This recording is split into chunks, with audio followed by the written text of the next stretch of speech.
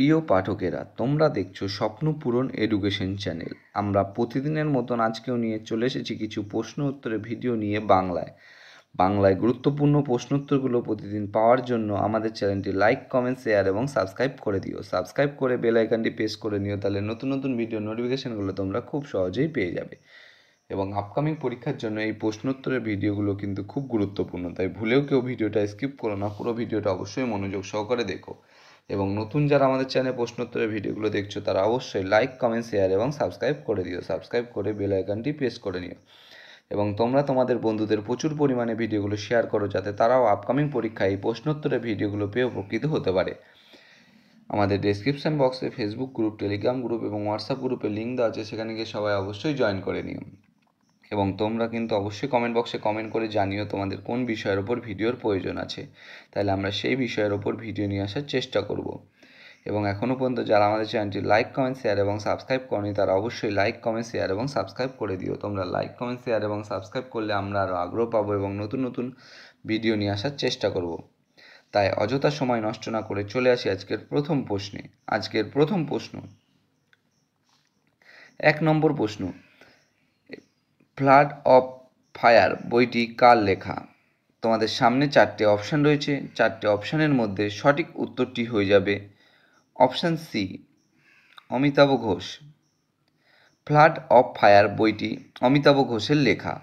এর সম্বন্ধে গুরুত্বপূর্ণ তথ্য তোমরা দেখে নাও।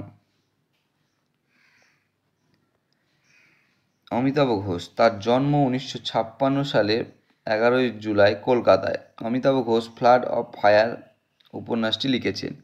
ইংরেজি কথা সাহিত্যে তার কাজের জন্য অমিতাভ ঘোষ 54তম জ্ঞানপীঠ পুরস্কার পেয়েছিলেন। তিনি 2007 সালে পদ্মশ্রী, ভারত সরকার দ্বারা সাহিত্যকলা একাডেমি পুরস্কার এবং ড্যান ডেভিড পুরস্কারে ভূষিত হয়। অমিতাভ ঘোষ 2009 সালে রয়্যাল সোসাইটি অফ লিটারেচার ফেলোর সদস্য নির্বাচিত হয়েছিলেন। তার রচিত কয়েকটি উপন্যাস হল the circle of reason, sea of poppies, gun island ইত্যাদি।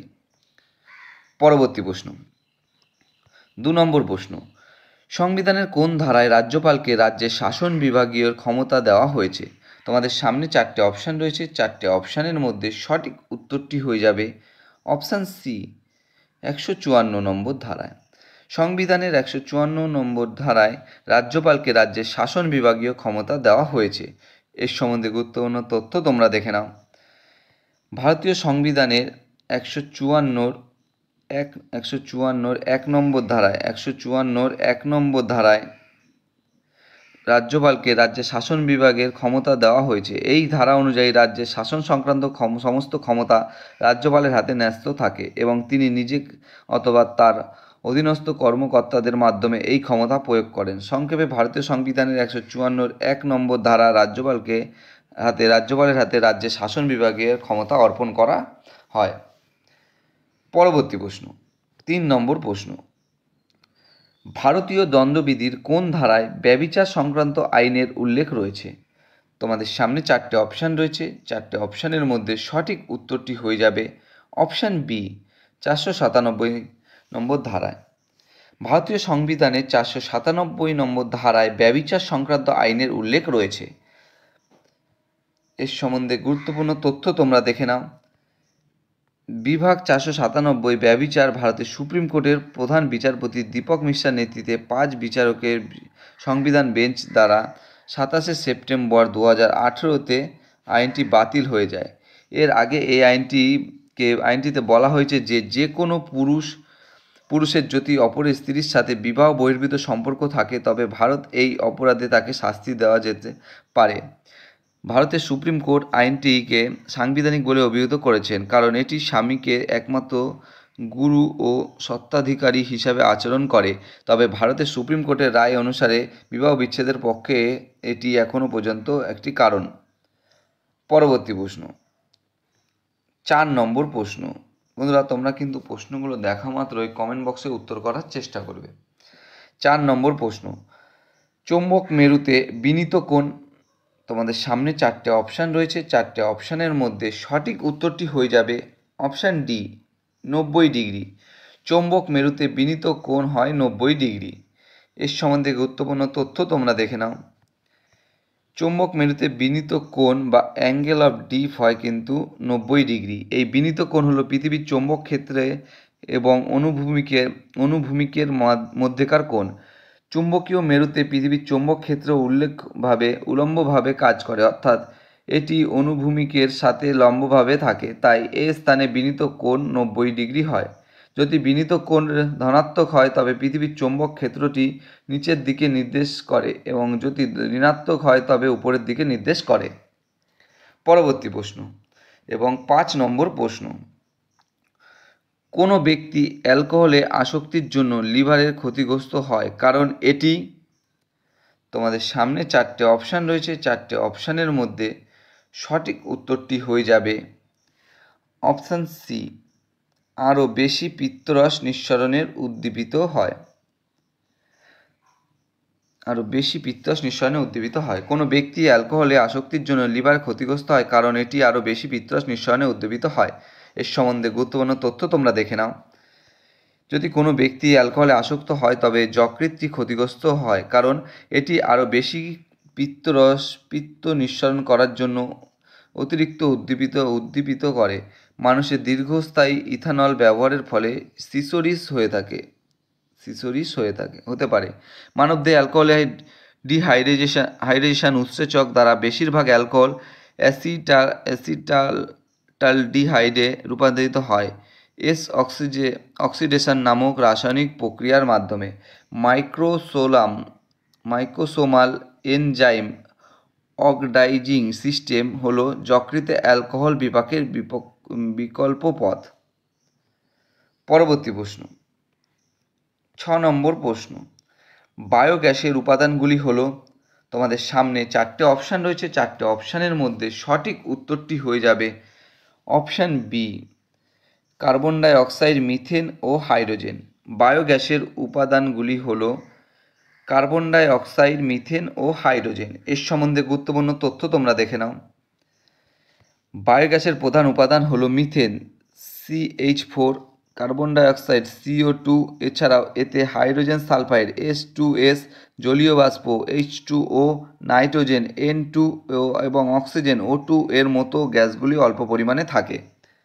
পরবর্তী প্রশ্ন 7 নম্বর প্রশ্ন, পিতল কোনটির মিশ্রণ? তোমাদের সামনে 4টে অপশান রয়েছে, এই 4টে অপশানের মধ্যে সঠিক উত্তরটি হয়ে যাবে অপশান এ, তামা ও দস্তা। পিতল তামা ও দস্তার মিশ্রণ। এর সম্বন্ধে গুরুত্বপূর্ণ তথ্য তোমরা দেখে নাও। পিতল হলো তামা ও দস্তা এই দুই ধাতু সংকর ধাতু, অর্থাৎ পিতল তৈরি হয় তামা ও দস্তার মিশ্রণে। এখানে কিছু গুরুত্বপূর্ণ বিষয় দেওয়া হলো। পিতলের মূল উপাদান তামা ও দস্তা।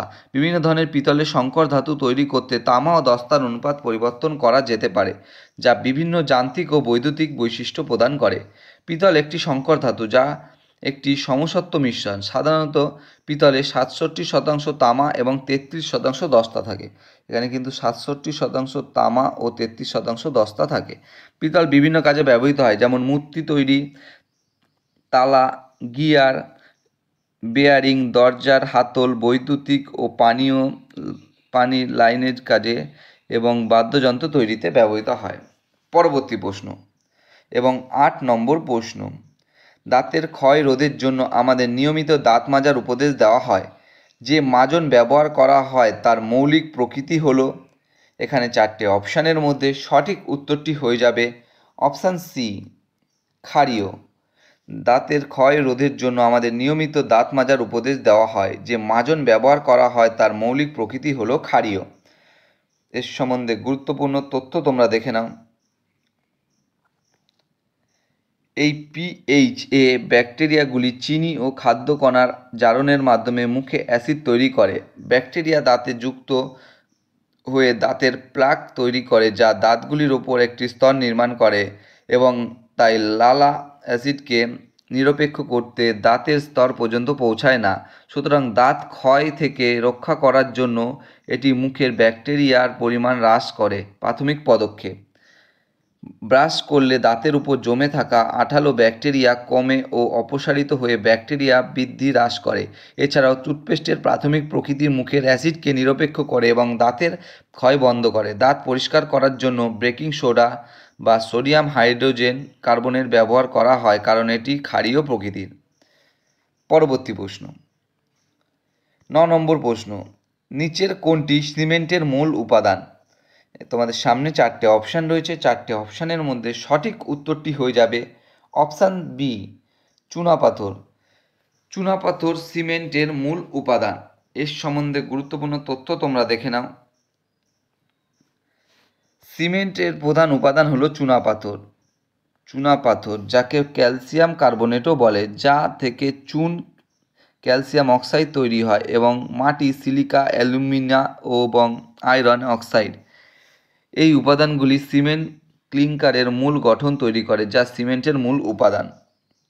পরবর্তী প্রশ্ন, 10 নম্বর প্রশ্ন এবং আজকের শেষ প্রশ্ন।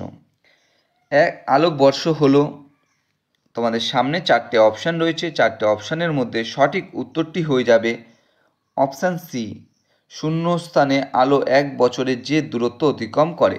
আলোকবর্ষ হলো শূন্যস্থানে আলো 1 বছরে যে দূরত্ব অতিক্রম করে। এর সম্বন্ধে গুরুত্বপূর্ণ তথ্য তোমরা দেখে নাও। আলোকবর্ষ হলো একটি জ্যোতির্বিজ্ঞান বিষয়ক দূরত্ব মাপার একক। এটি সেই দূরত্বকে বোঝায় যা আলো 1 বছরে শূন্য মাধ্যমে অতিক্রম করে। একটি আলোকবর্ষ প্রায় 9.46 ট্রিলিয়ন কিলোমিটার বা 5.8 ট্রিলিয়ন মাইলের সমান। বন্ধুরা, তোমাদের জন্য আজকে কটাই প্রশ্ন উত্তর ছিল। তোমাদের প্রশ্ন উত্তরগুলো পেয়ে যদি উপকৃত হয়ে থাকো, অবশ্যই আমাদের চ্যানেলটি লাইক, কমেন্ট, শেয়ার এবং সাবস্ক্রাইব করে দিও। সাবস্ক্রাইব করে বেল আইকনটি প্রেস করে নিও, তাহলে নতুন নতুন ভিডিও নোটিফিকেশনগুলো তোমরা খুব সহজেই পেয়ে যাবে। এবং নতুন যারা আমাদের চ্যানেলে প্রশ্নোত্তরের ভিডিওগুলো দেখছো, তারা অবশ্যই লাইক, কমেন্ট, শেয়ার এবং সাবস্ক্রাইব করে দিও। এবং তোমরা তোমাদের বন্ধুদের প্রচুর পরিমাণে ভিডিওগুলো শেয়ার করো, যাতে তারাও আপকামিং পরীক্ষায় প্রশ্নোত্তরের ভিডিওগুলো পেয়ে উপকৃত হতে পারে। আমাদের ডিসক্রিপশন বক্সে ফেসবুক গ্রুপ, টেলিগ্রাম গ্রুপ এবং হোয়াটসঅ্যাপ গ্রুপের লিঙ্ক দেওয়া আছে, সেখানে গিয়ে সবাই অবশ্যই আমাদের চ্যানেলটি লাইক, কমেন্ট, শেয়ার এবং সাবস্ক্রাইব করে নিও। এবং এখনও পর্যন্ত যারা আমাদের চ্যানেলটি লাইক, কমেন্ট, শেয়ার এবং সাবস্ক্রাইব করেনি, তারা অবশ্যই লাইক, কমেন্ট, শেয়ার এবং সাবস্ক্রাইব করে দিও। তোমরা লাইক, কমেন্ট, শেয়ার এবং সাবস্ক্রাইব করলে আমরা আরও আগ্রহ পাবো এবং নতুন নতুন ভিডিও নিয়ে আসার চেষ্টা করব। এবং তোমরা কিন্তু কমেন্ট বক্সে কমেন্ট করে অবশ্যই জানাবে তোমাদের কোন বিষয়ের ওপর ভিডিওর প্রয়োজন আছে। তোমরা সেই বিষয়ের ওপর ভিডিও আমরা কিন্তু নিয়ে আসার চেষ্টা করব। তাই এখনও পর্যন্ত যারা আমাদের চ্যানেলটি লাইক, কমেন্ট, শেয়ার এবং সাবস্ক্রাইব করোনি, তারা অবশ্যই লাইক, কমেন্ট, শেয়ার এবং সাবস্ক্রাইব করে দাও।